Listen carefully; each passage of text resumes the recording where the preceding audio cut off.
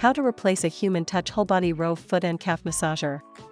You will need a flathead screwdriver to complete this procedure. Be sure to save all removed parts for reassembly. To get started, power off the chair, then unplug it.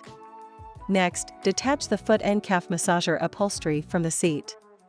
Now, use your fingers to pry the retaining clip off each foot and calf massager mounting post. Slide the massager to the right to disengage the mounting brackets from the posts, then set it on the floor. Next, use a flathead screwdriver to depress the connector locking tab, then disconnect the connector and the air hose. You can now remove the massager. To install the new massager, place it into position in front of the chair, then connect the connector and air hose.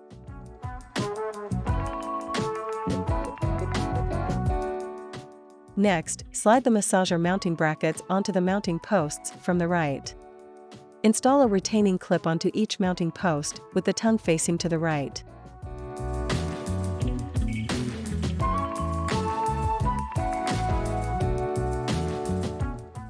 Press the upholstered flap onto the seat to attach it, then press down on the body pad to secure it. Finally, plug in the chair, power it on, and you're done.